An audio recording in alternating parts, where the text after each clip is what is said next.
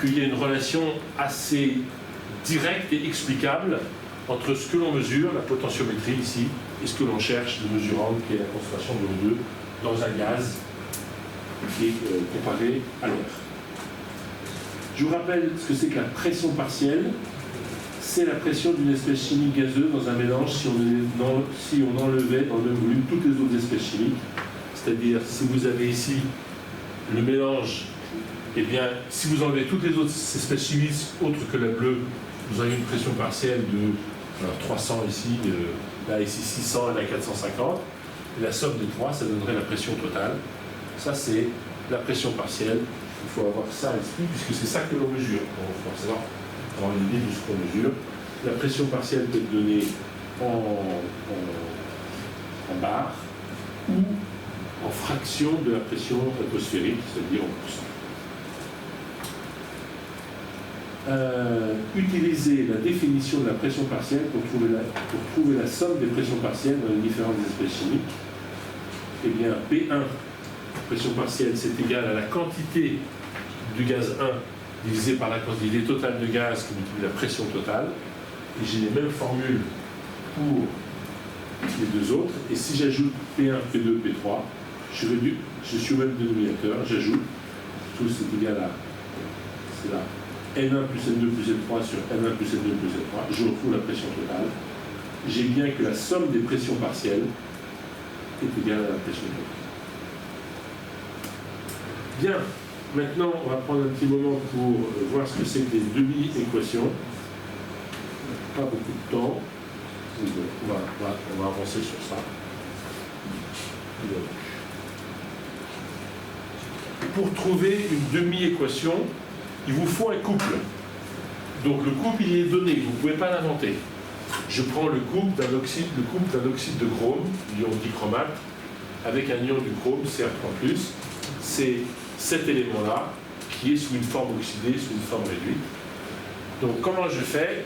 D'abord, il faut avoir le même nombre d'éléments chimiques. Donc c'est ce qui est fait ici avec un 2.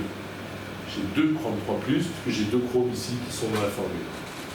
Ensuite, tous les oxygènes doivent être équilibrés par H2O. Donc j'ai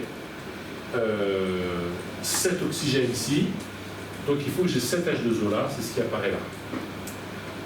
Ensuite, tous les hydrogènes doivent être équilibrés par H+. Donc ici, j'ai 2 fois 7, 14H. Là, j'en ai pas. Donc il faut que je mette des H+, ici, j'en mets 14. Et ensuite, il faut qu'on équilibre les charges par les électrons. Donc là, j'ai 2- et 14+. Donc j'ai 12+. Là, j'ai 3 fois 2, 6. Ben, il me manque ici 6+. C'est-à-dire qu'il faut que je mette 6- ici. C'est ce qui est mis là.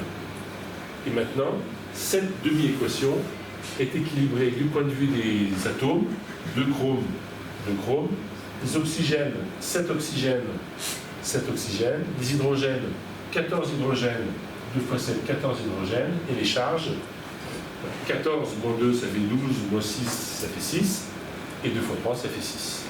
Donc voilà la technique. Alors ça, cette technique, par contre, il faut la connaître, il faut l'appliquer, il faut l'utiliser. Je ne sais pas si je vous donne une chose là. Voilà. Eh bien, comment est-ce qu'on va faire pour faire Mn4 moins Mn2 plus? Donc je cherche ma demi-équation entre Mn au 4 moins et Mn2 plus. Donc d'abord j'équilibre l'élément chimique.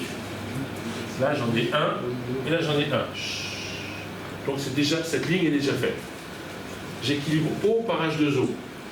Donc j'ai 4O ici, plus 4H2O. J'équilibre H par H+, j'en ai 8 ici, donc il faut 8H+. Et ensuite ici j'ai 8 moins 1, j'ai 7+. Là j'ai 2+. Et donc il me faut 5 électrons de ce côté-là. Voilà. Ça se fait par étapes. C'est pas très compliqué. Il y a des cas, c'est très simple. Par exemple, le couple Fe3+, Fe2+. l'élément chimique est déjà équilibré, je n'ai pas d'oxygène, je n'ai pas d'hydrogène, j'équilibre les charges, plus un électron, et je mets mon signe égal, et c'est fini. Ça va de choses, des fois, où il faut prendre toutes les étapes, des choses où ça va assez simple. Donc ici, vous avez le résultat qu'on a retrouvé.